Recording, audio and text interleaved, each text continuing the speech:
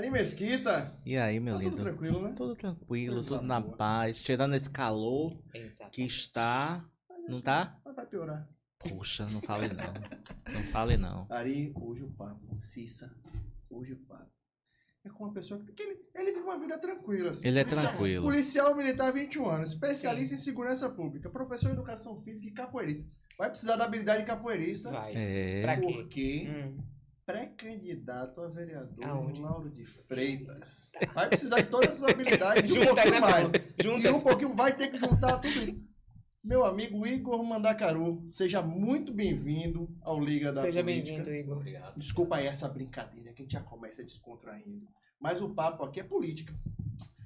Você tá falando, eu tô falando com a polícia, tem que respeitar a polícia. Você consegue transmitir nas suas redes sociais, você é uma pessoa tranquila, dá para perceber.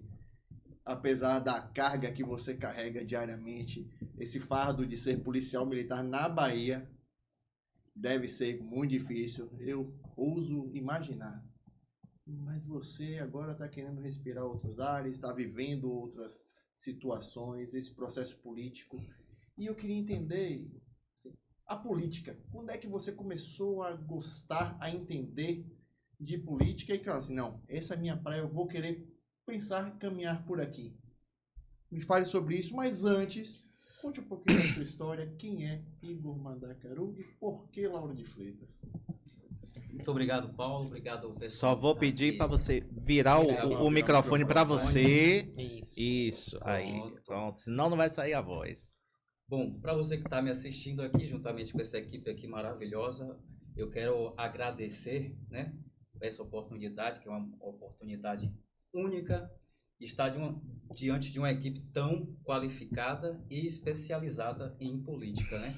E que o que é falado aqui não é falado de forma amadora, não é isso mesmo? E falando agora sobre o que você me perguntou, Paulo, Igor Mandacaru. Quem é Igor Mandacaru?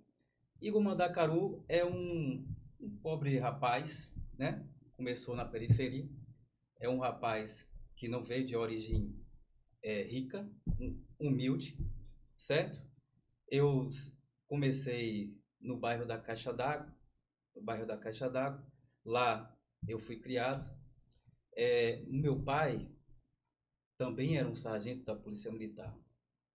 E muitas vezes, né, era um tempo difícil, né, que ele trabalhou na Polícia Militar, um tempo muito difícil.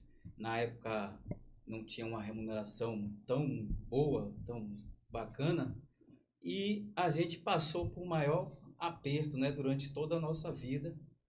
Chegou um tempo, Paulo, que eu chegando, assim, eu e meus irmãos, mais meus 2 irmãos, a gente passou por um tempo que meu pai saía de manhã cedo, 5 horas da manhã. Eu vi ele saindo, ainda estava escurecido. Aí eu olhava para meu pai, poxa, meu pai dá um duro e ainda sai esse horário de casa para estar sustentando a nossa casa e ainda ganha tão pouco. E assim, a gente ficava o dia todo esperando ele, de noite, porque a gente comia, Paulo, assim, o café da manhã era um pacote, um tablete de creme crack, a gente dividia entre os 3 irmãos. Aí vinha o almoço, que era a refeição que a gente tinha. Aí depois esperava o nosso pai chegar com 3 varas de pão para dividir entre a gente para se alimentar direito. Porque, eu não sei se você sabe, mas os policiais sempre tiveram uma remuneração muito baixa. Então, Não é de hoje, né? Não é de hoje. Já. Já tem um tempo.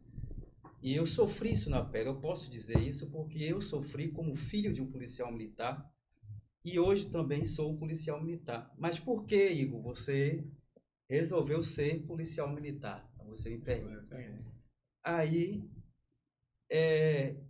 aquele menino que está acostumado a ver o pai, herói, sair de casa, trabalhar pela vida das pessoas, proteger cada um de vocês, de mim também, da família. Aí eu via meu pai como um herói. E de verdade ele é um herói. Só que ele é um herói da vida real. E, vendo isso, eu também assistia, não sei se alguém aí já assistiu Jaspion, Sim. Giban, Muito. Jiraiya. Isso. Aí depois vieram outros heróis, Superman. Vendo toda aquela história de super-herói, aí eu, poxa, eu também quero ser que nem meu pai. Meu pai é o herói da vida real. Eu também quero ser que nem ele. Então eu entrei na polícia porque eu queria fazer a diferença na sociedade, ajudando as pessoas como os heróis faziam nos seriados de televisão. E aí entrei na polícia. Entrei, enfrentei com coragem. Até hoje, já tenho 21 anos de polícia trabalhando e ajudando.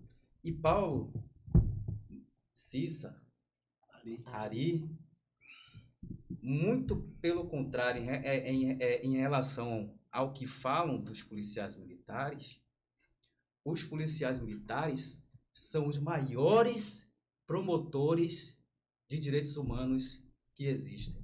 São os maiores. Isso é inquestionável. Sabe por quê? Sem ele, não vai existir aquela unidade de saúde. Sem ele, não vai existir a escola. Sem ele, não vai ter um fornecimento de água, de energia. Esse podcast aqui não estaria funcionando tranquilamente. A garantia para que a É o gente chegasse garantidor, aqui, né? Senão a gente não ia conseguir sair de casa para chegar aqui se não tivesse a garantia da segurança. O garantidor. Ou seja, o policial militar, ele é o promotor principal de todos os direitos humanos na nossa vida. Só que pouca gente fala nisso, só quer atacar o policial. E além dessa parte policial, eu também, como professor de educação física e capoeira. Por que capoeira? Eu sempre pensei em ter uma luta para mim. Eu via sempre os policiais têm que estar bem preparados, têm que estar sempre treinando. Então, por que não valorizar uma luta que é nossa? Sim. Né? Sim. Uma luta que é genuinamente brasileira. E isso vem mantendo até hoje, não só fisicamente, mas também o psicológico. Você vê que eu realmente sou uma pessoa mais calma, mais tranquila, porque a capoeira me ajuda muito a ter esse controle. Isso, pode falar. Percebe-se em você, porque as pessoas acham que não é muito a questão física, mas eu acho que a luta ela é muito mais o psicológico, ajuda muito mais nisso. Para você nessa luta diária de que eu acordo, eu saio de casa para o trabalho, não sei se volto. Isso deve ajudar bastante, né? Porque você, como é que é essa sua lida dia a dia, ser policial na Bahia, né, onde o policial, como você disse, desde a época de seu pai não é respeitado, não é bem tratado pelos governantes, e como é que é para você ver este aparato político não valorizar o policial e estar neste dia a dia, nessa luta diária? Paulo, a jornada do herói já para explicar realmente isso, porque você acaba percebendo que o herói, muitas das vezes, ele é sempre atacado, muitas das vezes ele é desmerecido, tem situações que ele até é visto como um vilão, mas a verdade nós sabemos, o policial está aqui para ajudar, para servir e proteger cada um de nós, a nossa família e a família como um todo, a nossa família que é a nossa família brasileira. Então, o policial, quando sai de sua casa, ele já sai com a bênção de sua mãe, a oração da sua esposa, seus filhos, com aquele olhar lacrimejando, aquele olhar mais Mareado, emocionado, assim. exatamente. Ele, porque ao mesmo tempo que ele tem orgulho de você ser o policial, ele também tem medo de perder o pai. Porque o pai pode sair a qualquer momento ali, mas ele pode não voltar. Como é o caso, teve um policial lá de São Paulo que saiu e não voltou. Tem vários casos assim. E essas situações ninguém dá a devida atenção, porque é uma situação grave que muitas vezes é banalizada, como se o policial fosse um número. Que acabou, apaga esse número, coloca outro no lugar. Não é assim. Entendeu, Paulo? A gente observa que você fica bastante emocionado quando fala da sua profissão. E pela remuneração de um policial, a gente vê em você que é por amor. Você é policial por amor. Como é isso no dia a dia? Porque o que falta, na sua opinião, para que os policiais, não só policiais, professores, né, ou algumas outras profissões, que de fato fazem tudo acontecer, sejam mais valorizadas? Acho que a valorização, você fala em política, né? Liga da política. O que é que falta? Vontade política. Temos que ter mais vontade política para fazer realmente uma valorização real do professor, do profissional de segurança pública, porque nós estamos falando de pilares essenciais da nossa sociedade. Se você não tem uma segurança, você não tem nada. E aí você, por exemplo, você tem uma segurança agora, mas de repente acabou. Ninguém vai poder estudar, porque a educação, vamos lá, vamos para a educação. Se você tira a segurança, nós não vamos poder educar nossos filhos para que eles se tornem pessoas melhores, para que a gente torne uma sociedade melhor e um país melhor. Para que haja educação, que todo mundo tem a certeza que a educação transforma, eu também acredito que a educação transforma. Para ter educação, tem que ter segurança. Se você não tem uma valorização do profissional da segurança pública, a segurança vai ficar deficitária. E as pessoas vão andar com medo de pegar um ônibus, medo de ficar no ponto, usar um celular. Porque às vezes você vai para a escola, você vai para uma sua faculdade, vai levar o filho na creche, aí você precisa usar o seu telefone lá no ponto de ônibus, que é a realidade do povo, é usar ônibus, é usar metrô, não é usar carro com segurança, é usar o transporte público, que é o que está para fazer, muitas vezes até andar a distâncias muito grandes. Então, às vezes está utilizando o seu telefone, o seu celular, e aí vem agora é vítima da sociedade, né, que estão dizendo aí, vem um criminoso, não é vítima da sociedade, é criminoso, um criminoso e leva o seu celular, mas dentro do seu celular não é somente, vamos lá, só um celular, não é só um celular, não é só um celular, dentro daquele celular ali, você Vira tem esse pouco esse microfone pra você que eu acho que não tá. Você tá se afastando. Você tem Desligou toda. Aí. Dentro do celular. Tem a vida toda. Você tem toda a sua vida. Você tem a senha dos seus. Sua agenda tá ali. Sua agenda, seu trabalho. Você está esperando o telefonema porque está desempregado ou desempregada. E aí você está esperando o telefonema que vai ser decisivo para a sua vida e você perde porque um criminoso pegou seu celular e levou para comprar uma cervejinha. Pelo amor de Deus. Agora, Igor, você falou aí de suas dificuldades enquanto policial. E agora quer ser pré-candidato a vereador em Lauro de Freitas. Mais uma dificuldade. Você gosta de sofrer, não, né? Mas me diga aí. Batalha pra outra, né? Por que ser pré-candidato a vereador numa cidade que ultimamente tem fervido essa política, inclusive tem sido pautas nacionais? Sabe o que é que me move, o que me faz, que me dá coragem, que me dá mais força de estar continuando e não temer nada? Paulo, olha só, lá na bandeira, a bandeira de Lauro de Freitas, tem escrito o quê? Nós confiamos em Deus. Se você confia em Deus, você não teme nada. Você vai em frente, porque Deus está te protegendo e guiando você por todo o caminho. Mas Deus não está protegendo os que estão lá, não, viu? Porque o pau tá comendo aqui na casa de Noca, então... Vai piorar, né, Ari? Como é que você está enxergando, como é que você está vendo esse processo político dentro da cidade de Lauro de Freitas hoje? Você tem acompanhado a Câmara, tem acompanhado esses bastidores dessa bagunça, dessa brigalhada que tá, não vou nem dizer para que lado que tá a briga, porque tá para tudo quanto é canto. Você tem visto isso e como é que você Tá se preparando, está se né? preparando para estar encarando este processo de campanha aí? Eu tenho encarado com muita confiança. Eu tenho visto realmente esses debates muito calorosos aí da Câmara de Lauro de Freitas. Vejo que muitos até fogem um pouco da ética profissional, saindo até aos tapas com outros colegas. Aí isso daí é inaceitável. Eu achei até que a Câmara dos Vereadores iria tomar uma atitude quanto a isso.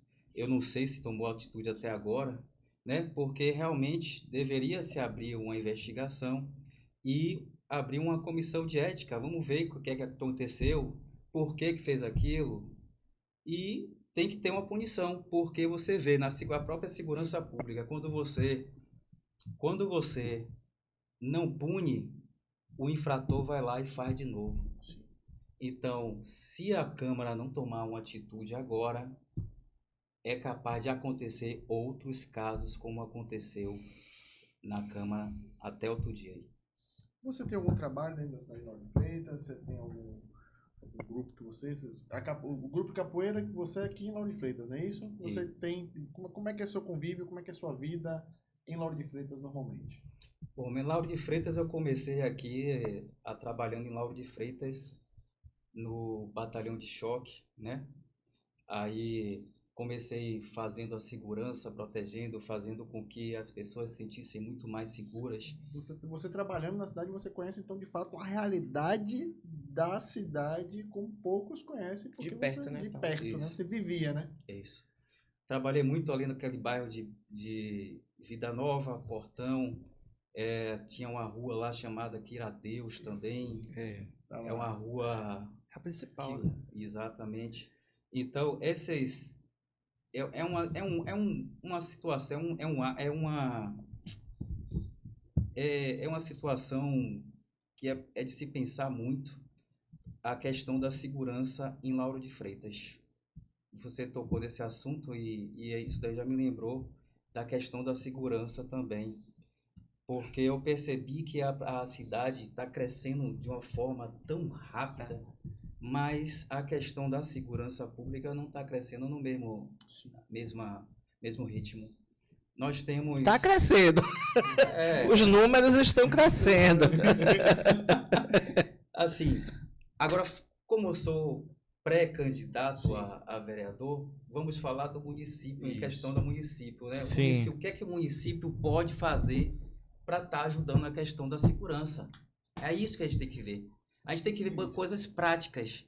O que é que o município pode estar fazendo? O município já tem uma guarda municipal.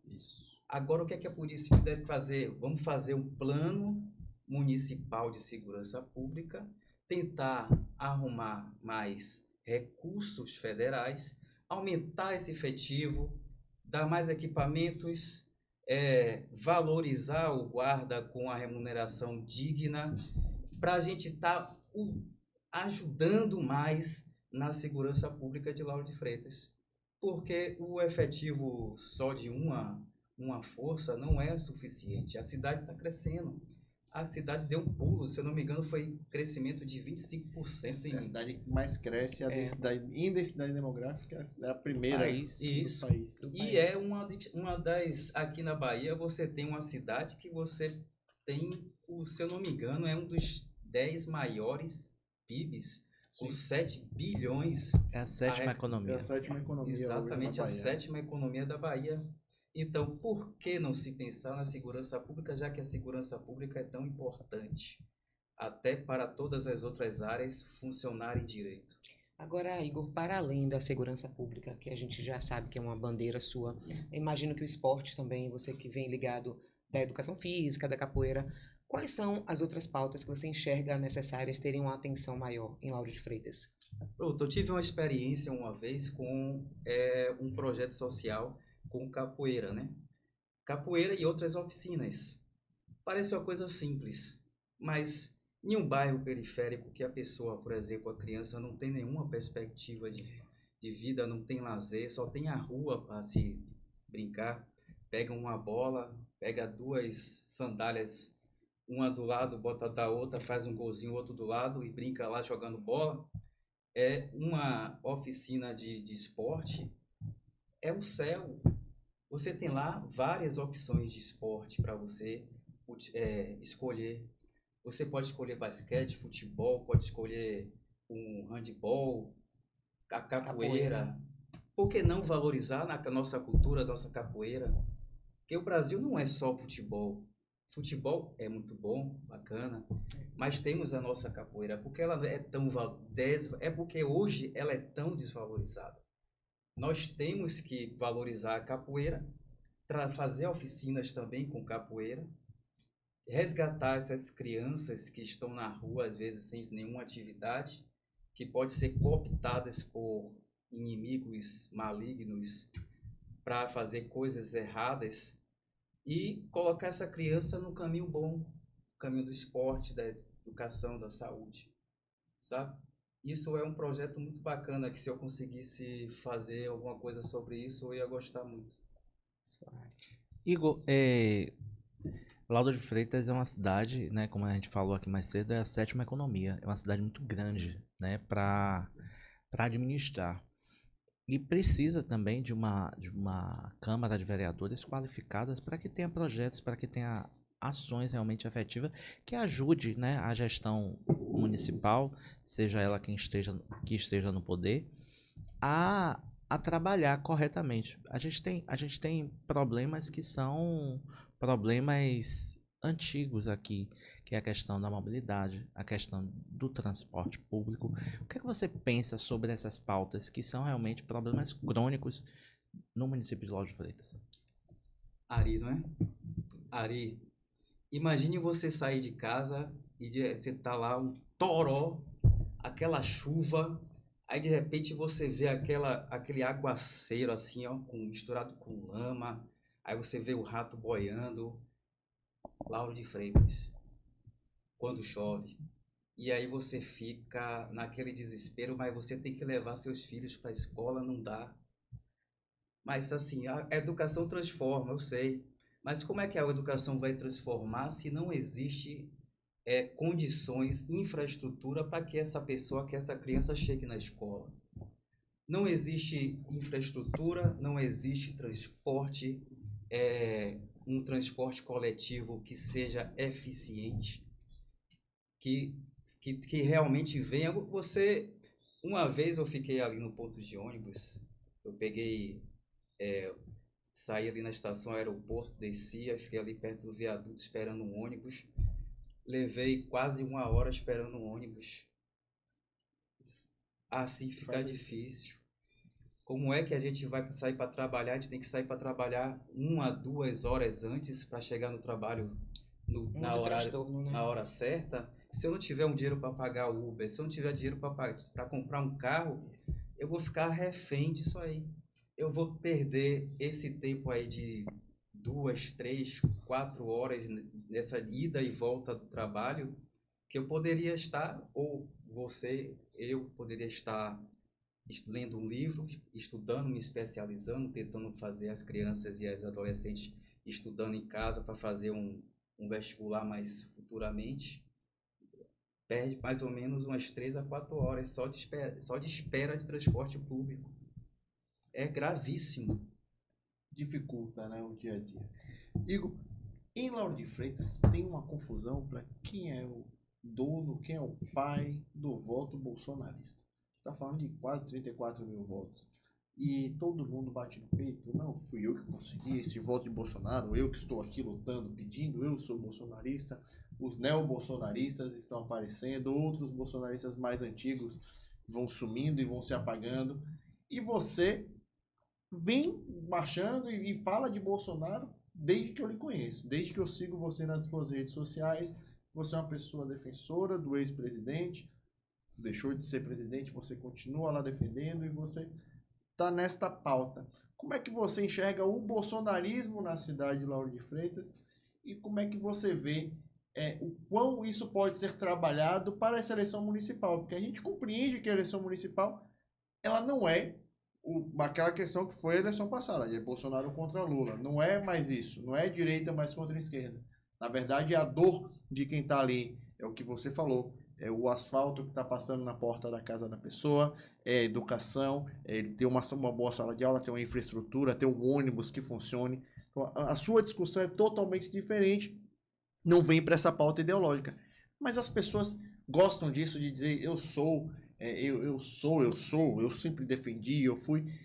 E na Bahia, principalmente, você vê muita gente que surfa na onda do bolsonarismo, mas na primeira oportunidade, tchau e corre.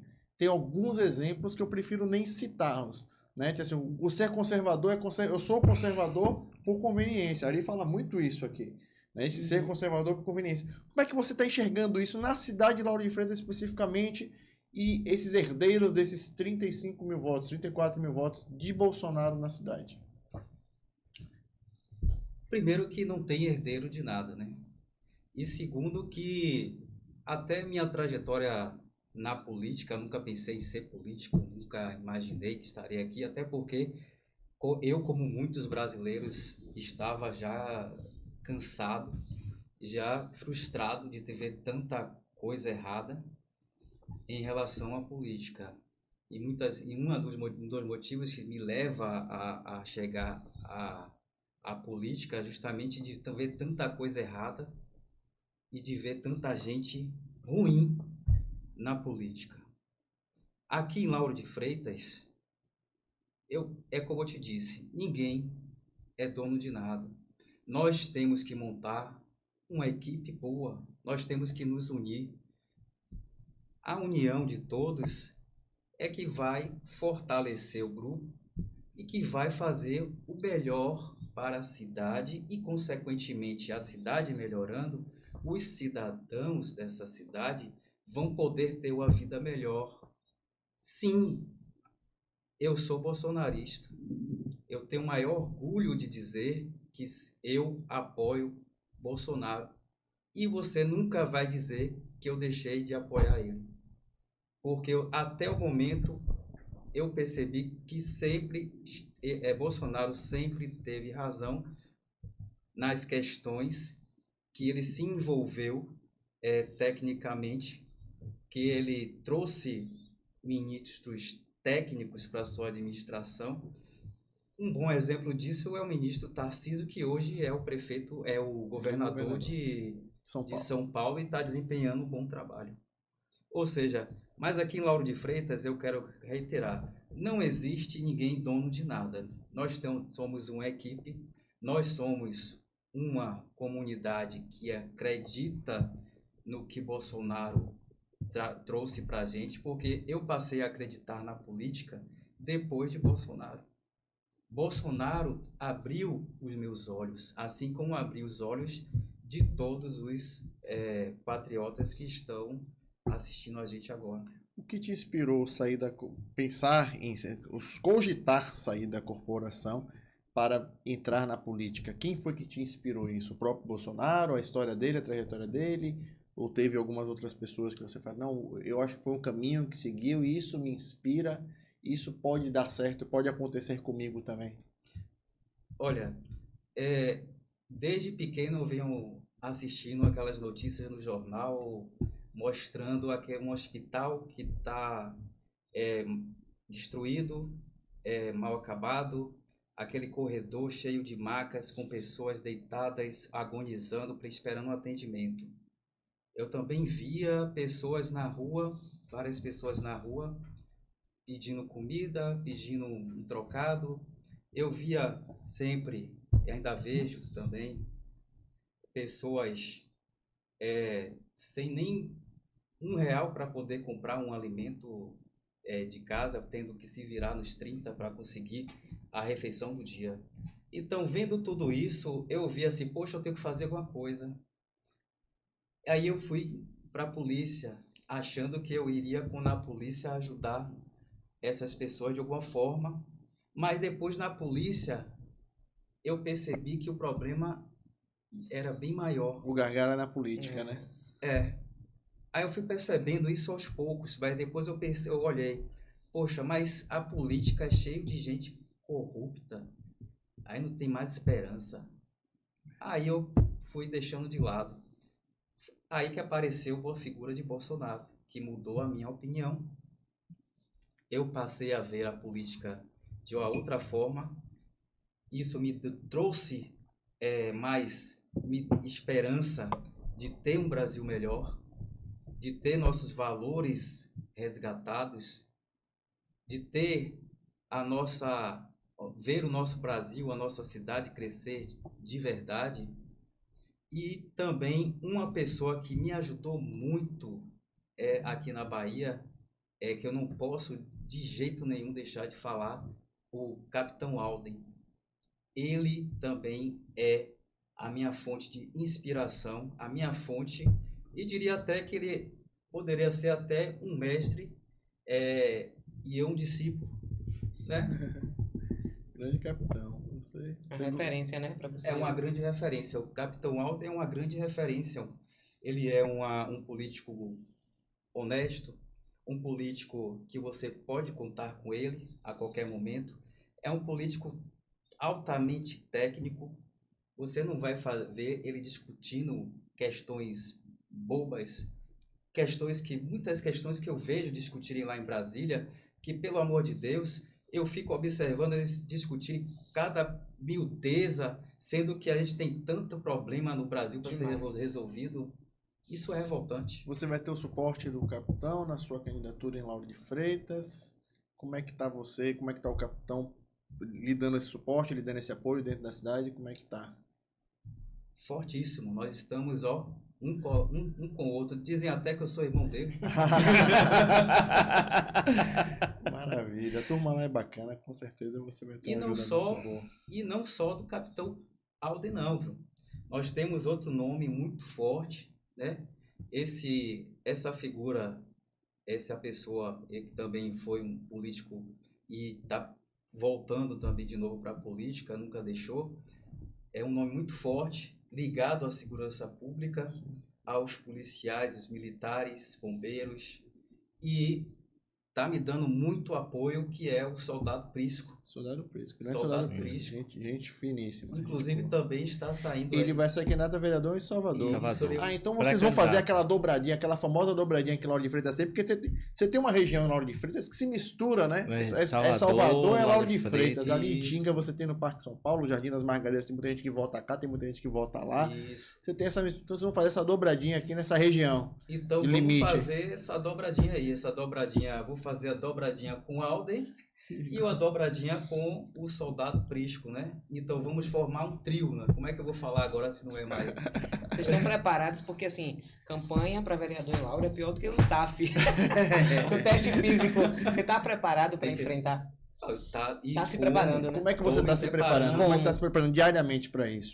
Estou me preparando diariamente para isso. Eu estou estudando, estou recebendo várias denúncias da cidade, estou processando tudo para começar a fazer um banco de dados para saber o que realmente a população necessita, não ficar aquela briguinha ideológica, sim, aquela coisinha boba que não resolve nada, sabe? Você tem ouvido muito a população, as pessoas por onde você está passando, você tem perguntado sobre a cidade, você tem ouvido muito a cidade?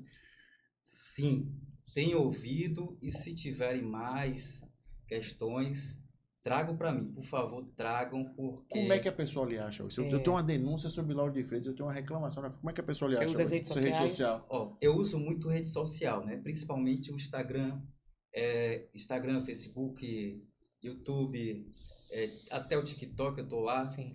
Mas quiser me falar comigo, manda lá, dá uma olhada lá no @Igor Mandacaru e dá uma olhada lá no Instagram. E segue lá no Instagram. Mandou uma mensagem, é você que responde, né? Você que responde. Eu mesmo respondo, vou estar lá vendo a sua mensagem. A gente vai estar conversando para saber quais são os problemas que estão causando, na sua vida. Vamos ver o que é que a gente pode fazer quando a gente está aqui dentro, né, da Câmara e apertar. Vamos apertar o cerco no Executivo para que se faça o trabalho que tem que ser feito.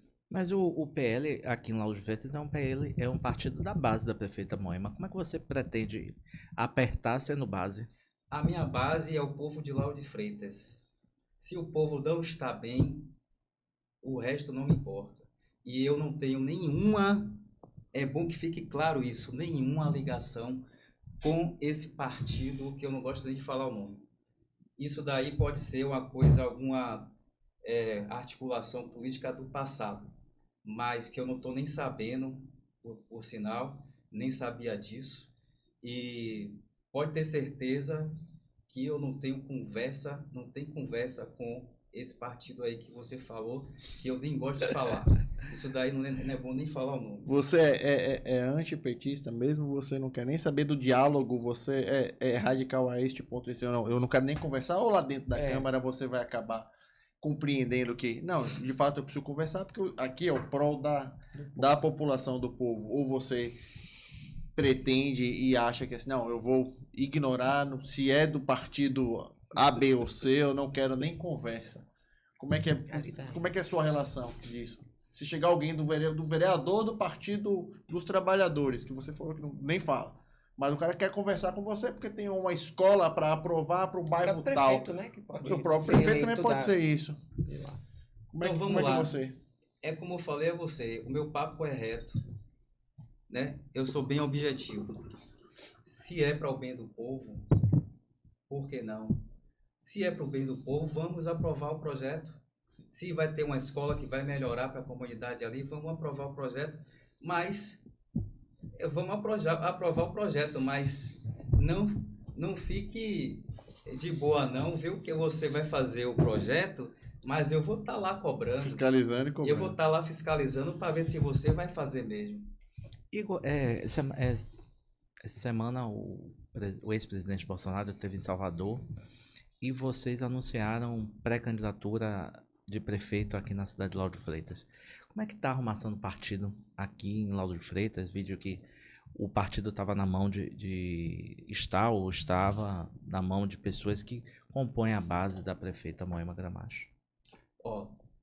Ali, por enquanto, essas questões partidárias eu prefiro não comentar, eu prefiro deixar para o presidente do partido estar comentando sobre essas articulações políticas. Aí eu prefiro me ater somente... O presidente estadual, você está falando? O presidente estadual, que é o nosso ex-ministro. Você, pela prerrogativa de ser policial militar, você não precisa necessariamente estar filiado e só vai fazer isso em julho, não é isso? Junho? Isso. É junho? É lá, eu não sei bem É isso, eu acho que é junho. Mas eu realmente tenho que... Então você vai... Naquele momento você não pode nem filiar e você não participa dessas questões partidárias hoje. Exatamente. Então por isso eu não tenho como estar comentando sobre questões partidárias, até porque eu não sou filiado a nenhum partido. Porque o militar não pode ser filiado a nenhum partido. Hoje você tem lá em Lauro de Freitas, você tem essa candidatura do PL, do vereador Tenóbio, e você também tem o Coronel Fabrício, que é policial militar como você, que é pré-candidato também a prefeito pelo MDB. Como é que você consegue enxergar, tipo assim, Lauro de Freitas, cabe esses discursos de conservadores, de oposição? Acredito também que a oposição à prefeita deve soltar mais umas 2 ou 3 candidaturas aí, né? Você tem Débora Regis querendo, você tem Matheus Reis, você tem Teobaldo querendo, você tem o Mauro Cardim, João Leão, você tem muitas candidaturas de oposição. Como é que você enxerga isso? São pessoas de oposição, com discurso conservador e que poderiam estar caminhando juntos e não estão. Como é que você enxerga essa quantidade enorme de pré-candidatos a prefeito? Vamos ser direto de novo. Olha só, se você tem uma cidade que você não tem o segundo turno, você tem uma quantidade de votos, mais ou menos assim, uns 100 mil eleitores. Sim.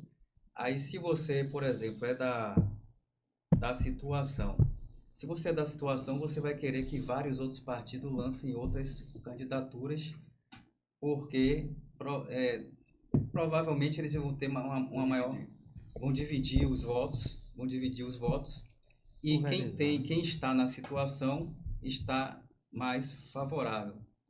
Então, quanto mais candidato tiver, melhor para essa gestão que está hoje.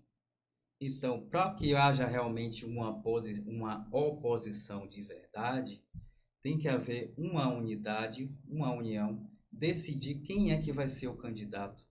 Porque aqui a cidade só tem um turno, não tem segundo turno. A população... O melhor cenário para você, então, é que se toda a oposição se juntasse em torno de um nome apenas. Exato. Ganhar forças, né? Ganhar força. Um nome apenas, todos se juntarem, entrar em diálogo, dá para conversar, dá para dialogar, ver o que é que é bom para um, para outro, e chegar a um consenso e colocar somente um nome, aí sim a oposição vai ter muito mais chance de transformar Lauro de Freitas e mudar esse cenário que você só vê buraco para lá e para cá. E nesse diálogo aí e nessas suas vivências, né, pela cidade, suas andanças, você tem sido procurado por alguns partidos de oposição? Você conhece algumas figuras da oposição? Como é que está esse diálogo, né, aqui em Lauro de Freitas? O diálogo está muito bom, muito bacana. O pessoal da oposição, o pessoal que é oposição à situação agora, tem procurado a gente tem conversado bastante para ver qual o melhor caminho a ser feito. Porque, como eu falei a você, o melhor caminho é todos se unirem, entrarem em um consenso para sair um bloco unido em um nome só. Perfeito. Igor, eu gosto de fazer futurologia. Gosto de... Todo entrevistado que está aqui, eu gosto de fazer. Você pretende ser pré-candidato ainda, né? Porque não é uma coisa que ainda está em construção. Porém, você eleito vereador na cidade de Lauro de Freitas no dia 1º de janeiro de 2025. Você vai ser licenciado, você vai se afastar da Polícia Militar. Isso. E assumir a cadeira de vereador e o mandato de vereador. Qual é a sua primeira atitude? Como é que você se enxerga e o que você acha que você tem que fazer, deverá fazer naquele primeiro momento? Eu ouvi falar aqui que as escolas tinham sido prometidos a climatização nas salas de aula, principalmente nas creches, porque aqui realmente é uma cidade litorânea, você está perto do... Estamos de volta depois desse probleminha aqui. É só falar de Lauro de Freitas, que o negócio aqui já é a balança. Então eu queria saber, Igor, como é que vai ser você chegando no mandato, caso isso venha acontecer. Vamos falar de futurologia, como a gente já vinha comentando aqui. Como é que vai ser você, seus primeiros atos, seus primeiros dias de mandato, caso você se eleja? Bom, vamos falar da nossa educação, né? Eu percebi alguns vídeos que o pessoal... Às vezes o pessoal me manda nas redes sociais alguns vídeos. E tinha um vídeo de uma creche com alguns meninos deitados, suando, com ventiladores. E parece que foi prometido, né, uma climatização nas salas de aula. E isso já tem um tempinho. Então, temos que ver logo de cara esse problema, o que é que está acontecendo, por que essas crianças ainda não estão com as salas climatizadas. A educação tem que ser tratada com seriedade, não é mesmo? Até porque a educação evita muito problema futuro, até com a questão da segurança e da criminalidade. É verdade. É isso, né? Você então, a sua base, seu primeiro ato é educação. Você crê que a educação anda de mãos dadas com a segurança, e para combater a segurança, a insegurança, na verdade, você não se combate a segurança, você combate a insegurança. Para combater essa insegurança, a educação seria o primeiro grande passo para isso? Isso. Para se combater a insegurança pública, tem vários outros aspectos, mas assim, o aspecto principal realmente é a educação. Então, uma cidade que tenha umas escolas que tratem bem as suas crianças, que nossas crianças têm que ser bem cuidadas, têm que estar bem nutridas, têm que estar com bem-estar dentro da sala de aula, com professores bem qualificados, bem remunerados. Não podemos maltratar nossos professores, nossos policiais, não é isso? Então, como é que você quer? Ó, a população, a sociedade geralmente cobra por um professor bem qualificado e por um policial também bem qualificado, não é? Mas quando se fala em remunerar bem um policial e bem o professor, é desconversado na hora. Então, temos que ver o que é que a gente quer. Se a gente quer realmente uma educação e segurança boa, ou se a gente quer que continue o que está aí.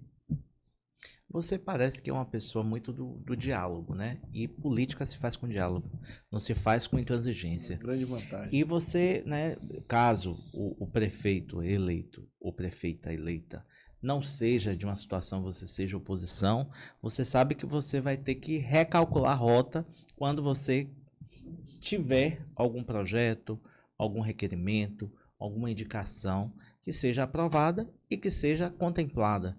Então você já está se preparando para essas situações de negociação? Um bom exemplo é o nosso querido Tarcísio, lá em São Paulo, nosso governador de São Paulo. Ele chegou, tem lá um projeto, né, uma obra, e ele conversou naturalmente de forma técnica, porque ele está ocupando um cargo público que não é dele, é do povo. Então ele tem que dialogar com a outra pessoa que está lá no governo federal, que também tem um cargo técnico lá que não é dele, é do povo brasileiro. Ou seja, eu aqui em Lauro de Freitas, eu por exemplo, eu sendo o vereador aqui em Lauro de Freitas, eu vou estar com um cargo que é do povo. Sou representante do povo. Eu tenho que representar a opinião e o que o povo quer. Eu não posso ir simplesmente por questões ideológicas deixar de conversar sobre um projeto que vai ser bom para a sociedade lauro-freitense. De jeito nenhum. Principalmente projeto que vai cuidar, por exemplo, das crianças, da nossa segurança. Igor, como eu lhe falei lá no começo, eu acho que você vai ter que ter boa sorte nessa caminhada, porque a missão de ser candidato, fazer política neste Brasil já é difícil, fazer política na cidade de Lauro de Freitas é bem maior. E não é conversa para boi dormir, não, porque de fato eu vivi muito isso, hoje eu corro disso. Lauro de Freitas. Você viveu? Está no meu coração. Dizem que não, mas eu já vivi disso. Eu comecei a minha vida fazendo política em Lauro de Freitas, mas escolhi fazer no Brasil e, com fé em Deus, no mundo. Mas Lauro de Freitas, na Bahia tem 416 municípios, porque Lauro de Freitas só mora no meu coração, eu não posso deixar que o coração faça política. Política a gente faz com a cabeça. E eu queria lhe desejar boa sorte nessa caminhada. E eu queria que você, antes de a gente terminar esse papo aqui, tem mais alguma pergunta, Aricissa? Não. Eu queria que você deixasse suas palavras finais e as suas redes sociais, né? Esse contato, como é que você pretende e como é que você gostaria de ser encontrado aí pelas pessoas que estão nos assistindo agora. Você olha para aquela câmera opressora ali, ó. Olá, primeiramente, assim, ó, meu nome é Igor Mandacaru, vocês podem me encontrar lá nas redes sociais, é só digitar Igor Mandacaru e vocês estarão lá, vocês me encontrarão lá para poder bater um papo, poder conversar um pouco sobre a cidade e realmente nós estamos num cenário desafiador. Lauro de Freitas precisa de transformação, precisa de uma mudança extrema, mas mesmo com esse cenário difícil, eu tenho Deus comigo, eu tenho a minha família, eu tenho a minha pátria aqui no coração. E também, eu também tenho o lema da liberdade que nos liberta desses grilhões que estão fazendo com que Lauro de Freitas não desenvolva e não decole. Eu vejo Lauro de Freitas como um avião, só que esse avião está abastecido, está manutenido, está ali na pista de decolagem. Tudo perfeito para decolar.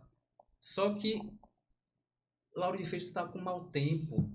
Nós precisamos mudar esse mau tempo, certo? Vamos mudar esse mau tempo para poder a cidade decolar. Vamos fazer essa mudança.